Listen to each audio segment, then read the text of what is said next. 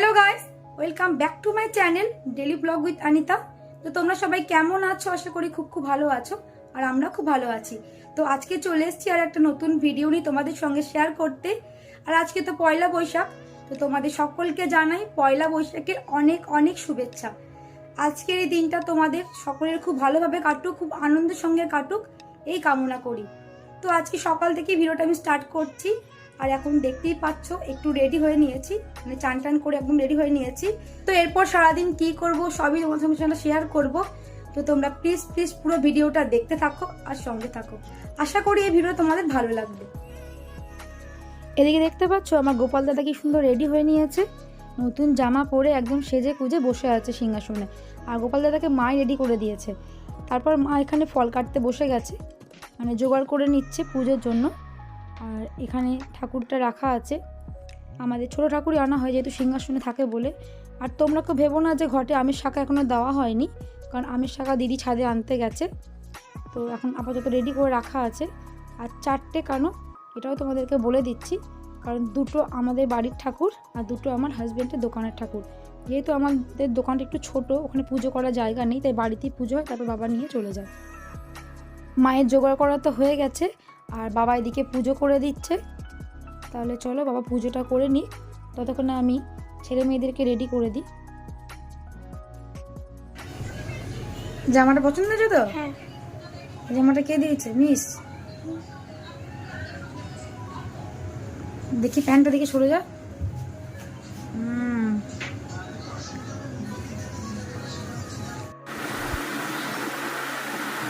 হাস একটু।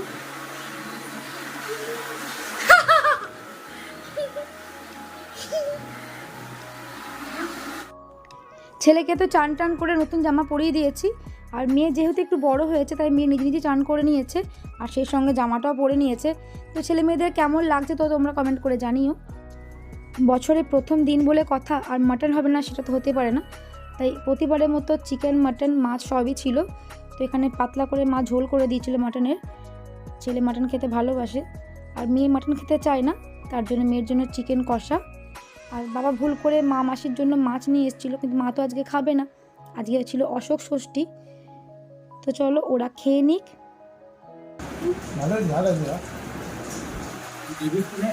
আর একটা খেলে মাটন খাই না, চিকেন। আরে ঝোলটা দিয়ে মাখাও, ঝোলটা নাও হাতে ঢালো।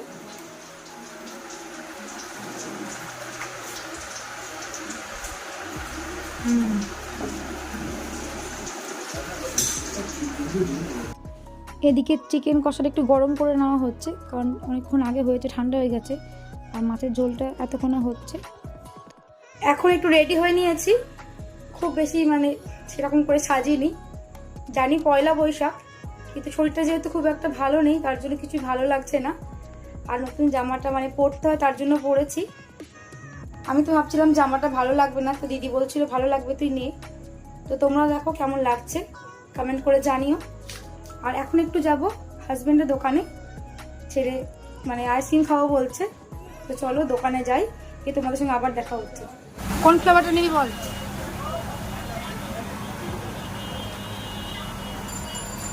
দেখা।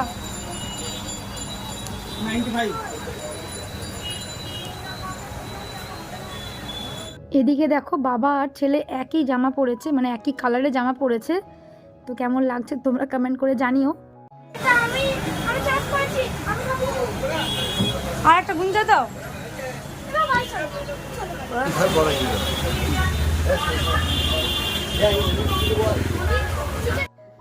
তো হাজব্যান্ডের দোকান থেকে তো বাড়ি চলে এসেছি, কারণ শরীরটা একদম ভালো লাগছিল না। 5 মিনিট মতো দাঁড়িয়েছিলাম, আইসক্রিম নিয়ে একদম বাড়ি চলে এসেছি। আর এখানে ওরা আইসক্রিমগুলো খেয়ে নিচ্ছে। এদিকে দেখো দিদি মনে হয় আবার কিছু নিয়ে এসছে। আবার কে নিয়ে এলি? কার কাপড়?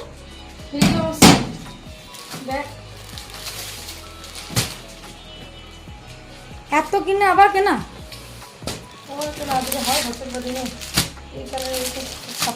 ও লাল পরবে না, কমলা কমলা মেরুন কালারের সাথে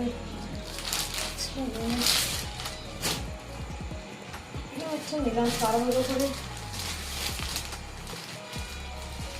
বডি এটা কাঁচল অরেঞ্জ কালারের মনের মতো পেলাম না, দোকানে যা ভিড় ছিল সব হাত কালার করতে এসছে।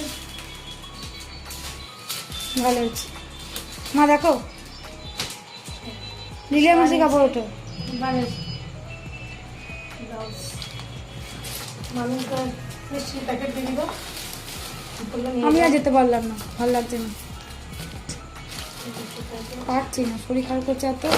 এই মাসিটা আমাদের বাড়ি কাজ করে, আর আজকে পয়লা বৈশাখ, তো আমাদের সবার জন্য নিয়ে এসছে বলে দিদি আবার বেরিয়ে মাসিটার জন্য কাপড় এনে দিল। তো দেখো তোমরা কেমন হয়েছে। ব্লাউজে দিল, বাইরের সাইডে পড়ে এসে আমি দেখবো, এই চা খেয়ে বাড়ি যাবে। পরে পরে আমি লাইটটা দরজাটা বন্ধ। মাসি তো বাইরে কাপড় পরতে গেছে, তাহলে চলো আমি ততক্ষণ একটু কফিটা সবার জন্য বানিয়ে নিই।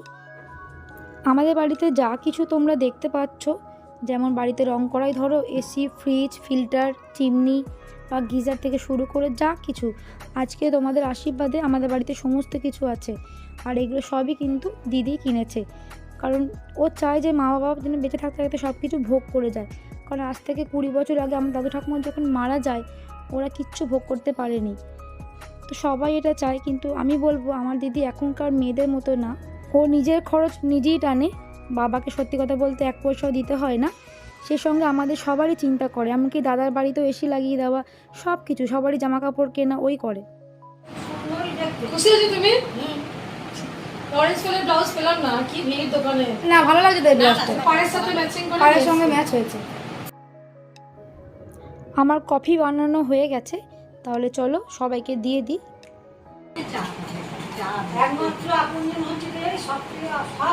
আমার থেকে হলুদ সাইডে ভালো লাগতো, এটা ব্লু সাইডে ভালো লাগতো না।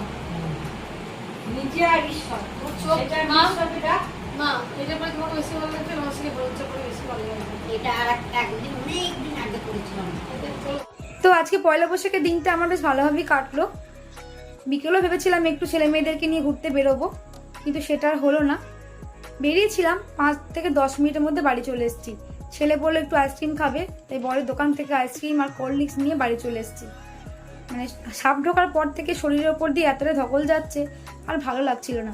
মেয়ে বললো আমি বেরোবো না, কারণ মেয়ের সকালে স্কুল আছে, ওর হোমওয়ার্ক আছে, ওদের স্কুলে ছুটি নেই।